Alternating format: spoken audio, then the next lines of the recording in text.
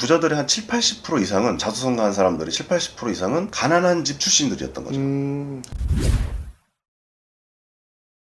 원래는 절판이 됐던 도서인데 네네네. 중고시장에서 네. 20배가 넘는 가격으로 그쵸. 오히려 거래가 되어서 이렇게 재출간된 내용이 있더라고요. 네. 이게 참 웃긴 게 저도 책을 처음에 이제 냈을 때 잘 나가지가 않았어요. 판매가 안 됐었어요. 네. 뭐 한 몇 개월 지나고 나서 어느 순간 갑자기 싹 다 팔리더라고요. 문의 메일이 오더라고요. 재출간을 할 왜 안 하느냐, 이거 왜 안 나오냐, 왜 절판됐느냐.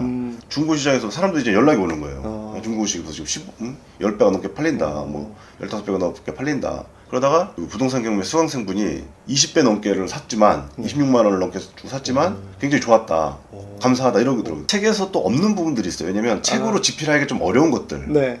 이슈가 될 만한 그렇죠. 예민할 수 있는 그런 것들은 또 이 자리를 통해서 또 얘기도 하고. 책보다 더 깊은 내용을. 그렇죠, 그렇죠.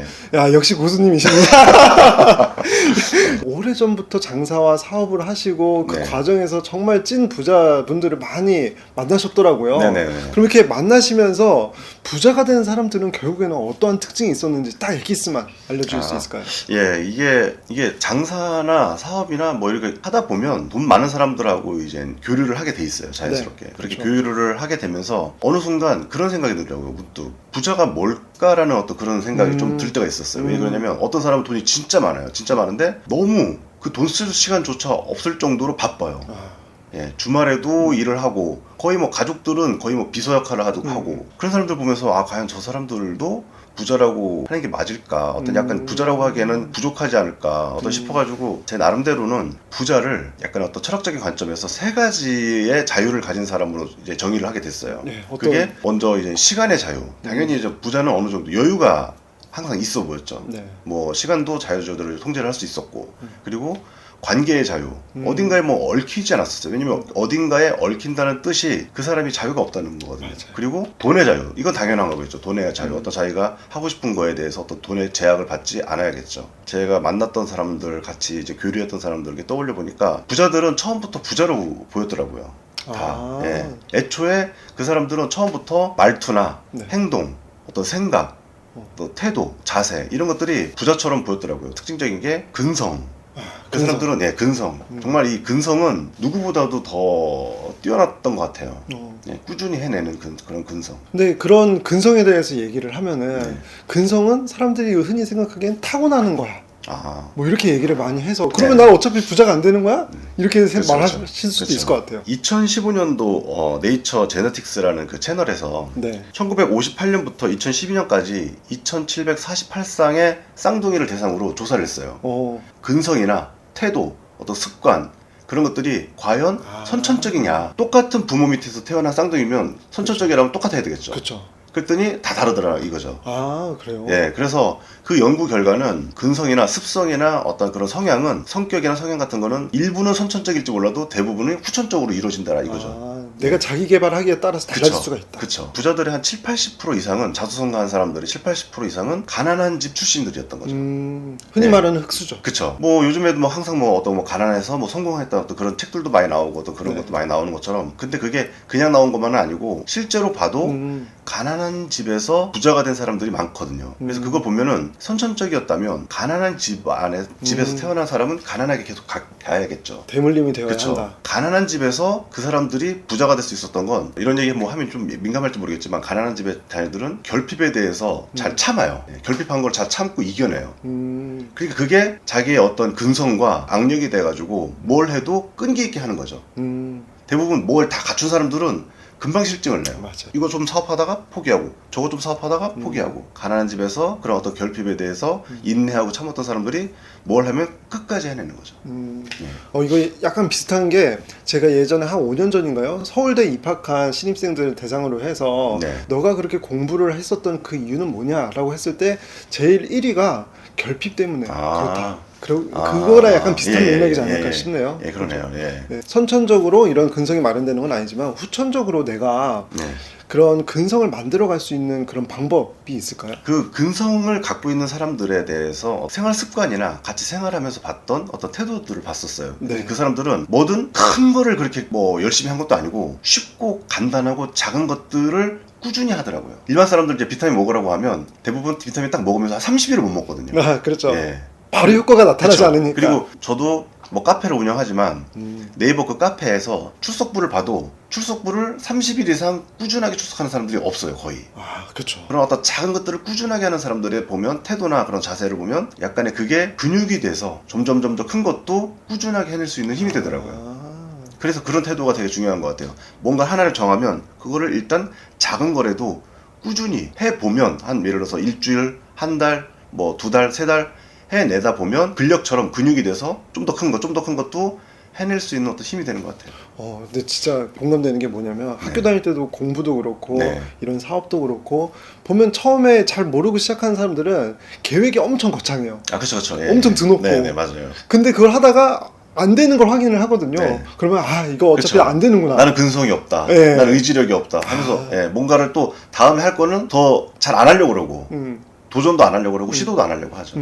그러면은 이제 본인 스스로가 내가 성공할 수 있는 사람인지를 가늠해 보기 위해서는 내가 아주 작은 거라도 꾸준하게 계획을 세우고 실천할 수 있는지를 한번 테스트를 해보는 게 좋을 것 같고, 그쵸. 네. 만약에 그 근성을 기르고 싶다면은 하나를 작은 거, 정말 작은 걸 정하고 30일만 해보자, 이걸 네. 도전을 해보는 것도 네, 좋을 것 같아요. 그렇죠. 못했다고 그래서 이제 나는 역시 근성이 없어 이렇게 포기하지 말고 좀 더 작은 거, 그럼 더 작은 거, 더 작은 거. 예, 그래서 진짜 한번 뭔가를 10일이든 5일이든 해내보면 그런 것들이 자신감도 주고 또 근성이 생겨요. 그렇게. 이렇게. 초반부터 너무 좋은 말씀. 지금 이것만 나가도 되겠는데. 아, 감사합니다. 예. 그러면은 이제 하나의 특징이 그거고 근성과 네. 관련된 내용이고요. 그 네. 다음 특징은 또 어떤 게 있을까요? 부자들의 또 재미난 특징 중에 또 하나가 걱정을 통제한다는 거예요. 보통은 걱정 없는 사람들은 없거든요. 이게 사람들은 맞아요. 다 뭘 할 때 다 걱정을 해요. 뭐 작은 걸 할 때도 그렇고 그런 어떤 대부분의 사람들은 그 걱정에 빠져서 맨날 고민하고 뭐 이렇게 하다 보면 확장을 하죠. 그 걱정이 계속 더 커지죠. 뭐 그러다가 심지어는 지구라도 멸망하면 어떡하나라는 어떤 그런 말도 안 되는 걱정도 많이 하거든요. 네. 성공한 부자들은 걱정을 통제하는 방법을 다 갖고 있더라고요. 자기만의. 원래 걱정을 한번 시작하면은 그쵸. 꼬리에 꼬리를 물어서 네. 다른 걸 잘 못하거든요. 내가 네, 정말 맞아요. 열심히 네. 해야 되는 거를. 네. 근데 그걸 컨트롤할 수 있는 본인만의 노하우가 있으면은 그 네. 빨리 생각을 잘라내고 네. 내가 가려는 방향으로 빨리 갈 수 있다. 그렇죠. 사업이나 장사를 하는 사람들은 얼마나 더 걱정이 많겠어요. 이게 뭐 맞죠. 매출액이 좀 올라갔다가 갑자기 또 떨어지기도 하고. 근데 그 이유를 또 몰라요. 왜 매출액이 올라갔는지, 왜 매출액이 떨어졌는지. 그렇죠. 예. 그리고 이거를 다시 살리려면 어떻게 해야 되는지. 하루 종일 본인들도 그거를 이제 집에 당해 보니까 이래서는 안 되겠다. 그래서 스스로가 타개하는 방법들을 연구하다가 그렇게 각자 나름 고유한 걱정을 통제하는 방법을 배운 것 같아요. 이제 작가님께서 보시기에 네. 그래도 이거는 일반 사람들이 가장 실천할 법하다 하는 그런 통제 방법이 있을까요? 그 여러 어떤 부자들한테 제가 물어보고 그런 것 중에서 가장 쉬운 게 그 A4 용지에다가 네. 그냥 걱정되는 걸 다 써보는 거예요. 뭘 내가 지금 걱정하고 있는 건지. 뭐 그냥 걱정하다 보면 내가 무슨 걱정을 하는지 모르겠지만 걱정을 위한 또 걱정을 할 때가 있거든요. 맞아요. 네. 그걸 다 써보는 거예요. 다 써보다 보면 거의 뭐 한 절반 이상은 그 쓰는 과정에서 해결이 돼요. 그리고 나머지 한 30% 40%는 그 쓰면서 이거는 내가 해도 소용이 없다라는 걸 알게 돼요. 그리고 고작 해야 한 10% 이내만 이 걱정을 쓰다 보면 해결 방법이 나와요. 내가 예를 들어서 뭐 지금 현재 매출액이 줄어서 너무 고민이다. 그러면 그걸 쭉 써다 보면 왜 매출액이 줄었는지, 이 비용을 통제를 하면 어느 정도 매출액이 줄은 것도 내가 해결할 수 있던 어떤 방향이 보인다든지, 현재 어떤 너무 과도한 그 비용을 줄여야 되겠다라는 어떤 대안이 나온다든지, 그리고 뭐 어떤 기존의 어떤 광고라든지 그런 것들을 좀 더 한번 적극적으로 해봐야 되겠다. 아니면은 뭐 SNS를 좀 더 활용을 해봐야 되겠다. 이런 대안이 나오면 그때부터 생각 방향이 바뀌어요. 걱정이 아닌 좀 발전적인 생각으로 바뀌는 거죠. 어떻게 보면 개선책을 그쵸. 찾을 수 있는, 이게 머릿속으로 한번 생각하면은 네. 거의 SF 공상과학 영화처럼 막 흘러가거든요. 그쵸. 말도 안 되게. 네. 근데 글을 쓰면은 좀 더 현실적으로 생각하게 될 것 같아요. 네. 그러니까 현실적인 걸 생각하고 그 안에서 내가 해결책을 이제 가지려고 하는데 좀 더 힘을 쏟게 된다. 뭐 소위 말하면 이제 감정 쓰레기통이라는 말처럼 어떤 사람한테 감정을 계속 던지면 던지는 사람은 감정 해소가 되잖아요. 감정을 받는 사람은 그 감정 때문에 힘들지만 네. 그런 것처럼 글도 뭔가 써보면 자신의 감정이나 생각이 나가면서 좀 더 발전적인 방향으로 정리가 되는 거죠. 마지막으로 네. 3번째 특징까지 말씀해 주세요. 저도 재미났던 게 메모를 많이 해요. 예. 그래요. 아주 뚜렷한 특징이었었어요. 항상 수첩을 옛날에는 부자들 대부분이 항상 수첩을 갖고 다녔었어요. 뭐 기자 수첩을 갖고 다니는 분도 계시고 조그만 수첩을 갖고 다니는 분도, 뭐 볼펜도 어떤 분들은 되게 작은 거, 작은 사이즈의 수첩에 딱 들어가서 세팅을 해놓고 항상 뭔가 적었었어요. 그리고 생각이 많아가지고 얘기하는 도중에도 뭔가 어떤 생각에 빠지는 부자들도 있었고, 그런 분도 계셨고 재미났던 것 같아요. 그렇게 생각이 많고 뭔가 계속 끊임없이 메모를 하려고 했던 그런 태도. 근데 지금은 이제 또 부자들도 진화를 하더라고요. 간단하게 스마트폰. 그쵸. 예, 대부분의 부자들이 그렇게 메모를 많이 하고 이게 좋은 게 대부분 다 생각이 많잖아요. 네. 근데 생각을 발전적으로 하는 게 굉장히 또 중요한 것 같아요. 그쵸. 예, 뭐 예를 들어 사업을 하는데 뭐 장사를 하는데 어떻게 하면 더 잘할 수 있을까? 어떻게 하면 더 손님한테 더 좋은 더 어떤 서비스를 제공할 수 있을까?